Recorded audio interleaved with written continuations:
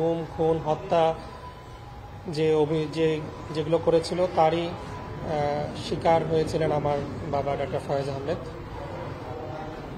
2013 সালে ওনাকে নিজ বাসায় মধ্যরাতে রাতে বাসায় অমানসিক নির্যাতন করে ছাদে নিয়ে দীর্ঘক্ষণ অমানসিক শারীরিক নির্যাতন করে পায়ে গুলি করে র্যাবের টিম তারেক সাইদের নেতৃত্বে যে টিমটি এক্সিকিউট করতে গিয়েছিল, তারেক সাইদ স্বয়ং তিনতলার ছাদ থেকে ফেলে হত্যা করা হয় এবং নিচে ফেলে হত্যা নিশ্চিত করার জন্য আরও আঘাত করা হয় এবং পরবর্তীতে সেই মরদেহটি তারা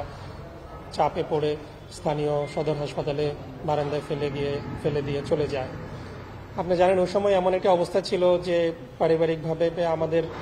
অবস্থান যে গুম, খুন এগুলো খুব স্বাভাবিক ব্যাপার হয়ে গিয়েছিল। আইন শৃঙ্খলা রক্ষাকারী বাহিনীর গাড়িতে করে তাদের কিছু পোশাকে, কিছু তাদের ড্রেস আপে, তাদের জ্যাকেট পরে সরকারি অস্ত্রগুলো নিয়ে সারা দেশব্যাপী এরকম একটা আতঙ্কজনক পরিবেশ তারা তৈরি করেছিল, যার বিরুদ্ধে কোনো অভিযোগ ছিল না। কোনো থানায় কোনো হামলা কোনো কিছু অভিযোগ ছিল না। তিনি যদিও একটা রাজনৈতিক ব্যক্তিত্ব ছিলেন, কিন্তু এত মামলা হয়েছিল, কিন্তু ওনার বিরুদ্ধে কোনো থানায় বিরোধী দলও কোনো অভিযোগ করেনি কখনো। সেই ধরনের একজন জনপ্রিয় চিকিৎসককে শুধুমাত্র রাজনৈতিক উদ্দেশ্যে প্রশাসনিক বাহিনী দিয়ে এরকম একটি হত্যাকাণ্ড করা, ভিন্ন মতকে দমন করার জন্য যে প্রচেষ্টাগুলো বিগত সরকারের হাসিনার সরকার যা করে দিয়ে আসছে, তারই একজন ভিকটিম ছিলেন আমার পিতা ডক্টর ফয়েজ আহমেদ। আমরা আজকে ভুক্তভোগী পরিবারের পক্ষ থেকে আমি এবং আজকে আমার ছোট ভাই এখানে আছেন, যে ওই দিন ঘটনার সাক্ষী। তার বেঁচে থাকাটাই আসলে একটা আশ্চর্যজনক, কারণ হত্যা করার জন্য তাকেও সেদিন খোঁজা হচ্ছিল, কিন্তু আল্লাহ পাকে তাকে এমন এক জায়গায় সে আশ্রয় নিয়েছিল যেখানে প্রায় 2 ঘন্টা তন্ন করে পুরো বাসা সার্চ করার পরেও আল্লাহর মেহেরবানিতে হয়তো সেদিন জীবিত হয়ে আজকে আপনাদের সামনে এখানে আমার পাশে এখানে দাঁড়িয়ে আছেন, আমার বাম পাশে। তো আপনারা জানেন যে এই টার্গেটেড কিলিংগুলো তারা বিগত হাসিনার ফ্যাসিবাদী সরকার করে আসছেন। আজকে আমরা এই মানবতা বিরোধী অপরাধগুলোর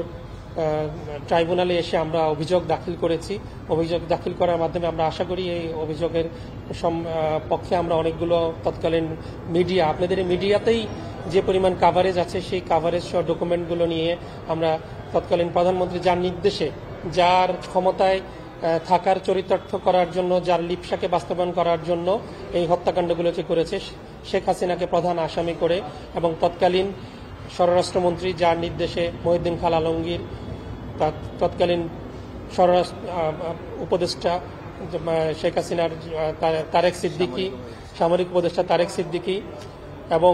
major lieutenant colonel Ziaul Hasan, যে ছিল মাস্টার মাইন্ড এই কিলিং মিশনগুলোর সারা দেশে, নোয়াখালী, লক্ষ্মীপুর, কুমিল্লা, সারা দেশে যে তৎকালীন র্যাবের যে কিলিং মিশনগুলো যার মাস্টার মাইন্ডে পরিচালিত হতো,